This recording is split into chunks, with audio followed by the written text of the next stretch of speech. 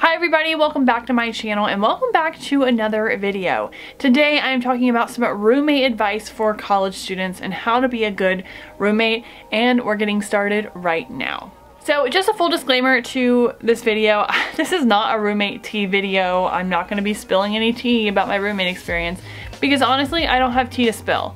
So all my roommates have been random, so I don't really have anything to spill the tea about, and I don't think I would ever make one of those videos to begin with. So we're gonna go ahead and dive in and start with move-in.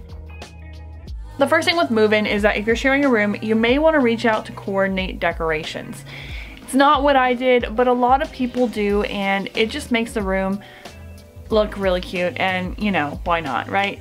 So another thing, after move-in, it's very awkward the first night. Yeah, you're kind of like getting to know each other. It's kind of funny because you're like, oh yeah, where did you go to high school? And like all these different things. It's very unique, especially if you're living with someone in the same room 5 feet apart. So the next thing, roommate contracts. So the University of Florida in general requires that roommates sign this contract. It's not legally binding, so you don't need to get a lawyer involved, but it's basically setting rules. So such as when the lights are going to be on and off, noise level at certain times of the night, visitor policy, etc.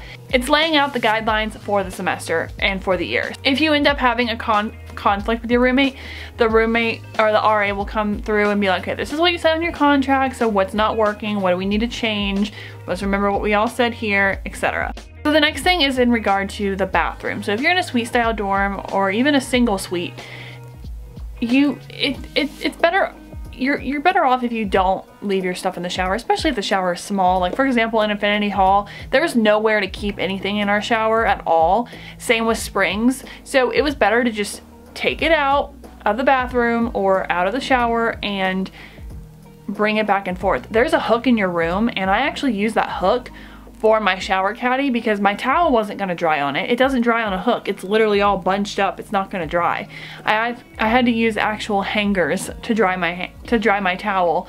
So I like took 2 hangers and hung it off of the door or off of, you know, closet or whatever. So would recommend taking your shower caddy stuff out of the bathroom since there's really nowhere to put it.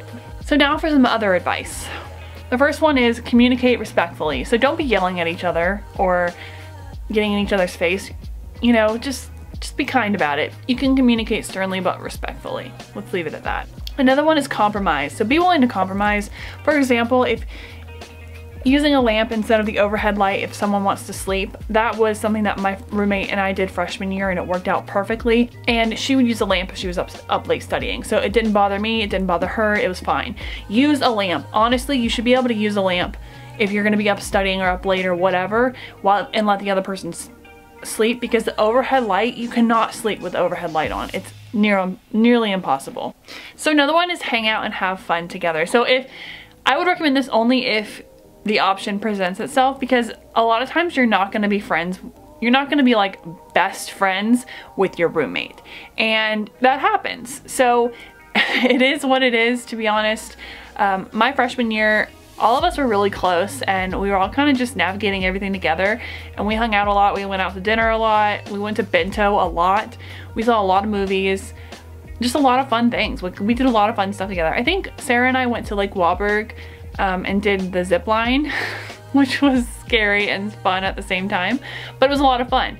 If the opportunity presents itself for you and your roommate to have a close friendship, so be it. If not, don't take it personally. Another one is clean up after yourself. So we lived in a suite style dorm, and there was a cleaning crew that came every week to clean out the bathroom, but everything else was on our own. So oftentimes if I were taking out my trash, I would also take out the roommates or the bathroom trash, and vice versa. So it kind of just worked out for the better. We never really had to set like a cleaning schedule because I wasn't an obsessive cleaner, but let's just say I had the Clorox wipes handy all the time. You definitely want to make sure you're cleaning up after yourself because you don't want the dorm to get too messy or whatever. Oh, another thing is don't take without asking. So I never had an issue with this at all, but so just like don't take without asking, you know? just don't do it. So another one is give your roommate a heads up. If you're bringing friends over, if you're bringing your significant other over, or whatever, just give them a heads up so they know, and that way they don't come home and be like, oh my gosh, who's this, you know? So that's just better in general. The last thing is just to be mindful of your alarms. So during my freshman and sophomore year, I had, I think, maybe a 9:30 and then an 8 a.m. during my fall and spring semester of sophomore year. Love that. So alarms were a common thing, and if you have an alarm, just don't set it too loud so that it wakes everybody up. Just have it close enough to you, have your phone close enough to you, and also low enough but not too loud so that it doesn't wake up everybody or really annoying. And don't let your alarm like ring and ring and ring and wake everybody up either. Alright, so that about wraps up this video. If you found something helpful or insightful from this video, comment down below what your favorite part was, and I will talk to you all in the next video. Bye.